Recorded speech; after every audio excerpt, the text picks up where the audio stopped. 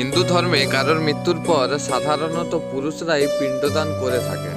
তবে এ কথা জেনে রাখা দরকার যে শাস্ত্রে মহিলাদের পিণ্ডদানের ওপর কোনো নিষেধাজ্ঞা নেই।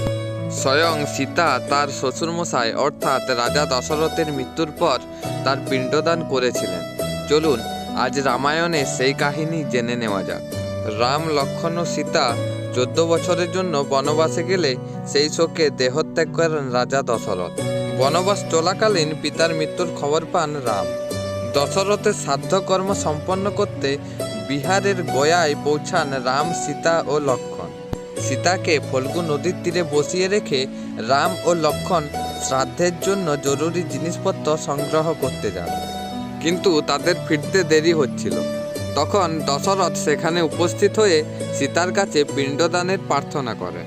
তার আকুতি দেখে কাতর সীতা নিজের শ্বশুরমশাই মাতা সীতার পিণ্ডদানের ব্যাপারটি জানতে পারেন। তখন তারা ঘটনাটা জানতে পেরে বিশ্বাস করতে চান না যে পুত্র সন্তান ছাড়াও শ্রাদ্ধ করা সম্ভব। সাক্ষী থাকলেও রামের রোষের মুখে পড়ার ভয়ে ব্রাহ্মণ, ফল্গু নদী, তুলসী পাতা, কাক, গরু সকলেই মিথ্যে কথা বলে যে সীতা কোনো শ্রাদ্ধকর্ম করেননি।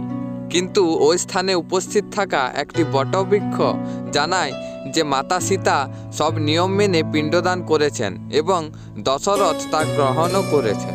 এই ঘটনার পর মাতা সীতা অত্যন্ত ক্ষুব্ধ হন এবং তখন তিনি ব্রাহ্মণ, ফল্গু নদী, তুলসী পাতা, কাক ও গরু সবাইকে তিনি অভিশাপ দেন।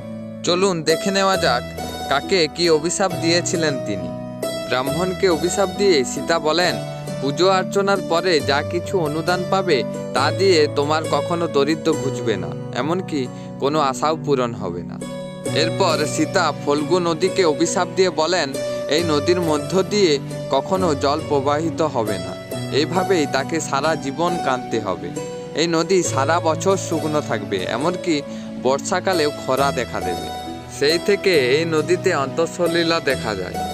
এরপর মাতা সীতা কাককে অভিশাপ দিয়ে বলেন যে তোমরা কখনোই পেট পুরে খেতে পারবে না, যা কিছু খাবে যুদ্ধ করেই তোমাদেরকে খাবার খেতে হবে, এছাড়াও পচা গোলা খাবার খেয়ে তোমাদের দিন যাপন করতে হবে। এরপর মাতা সীতা গরুকে অভিশাপ দেন এবং বলেন যে প্রতিটি বাড়িতে তোমার পুজো অর্চনা হলেও সেই বাড়ির সকল মানুষের এটো খাবার খেয়েই তোমাকে দিন যাপন করতে হবে। এর ফলে আজও গরুকে উচ্ছিষ্ট খাবার খেয়ে দিন যাপন করতে হয়। এরপর মাতা সীতা তুলসী গাছকে অভিশাপ দিয়ে বলেন যে তোমার পাতা যে কোনো পুজোর কাজে ব্যবহৃত হলেও তোমার গায়ে কুকুরে এসে প্রস্রাব করবে। শেষে তিনি বটবৃক্ষকে আশীর্বাদ দিয়ে বলেন যে তুমি চির অমর হয়ে পৃথিবীতে অবস্থান করবে।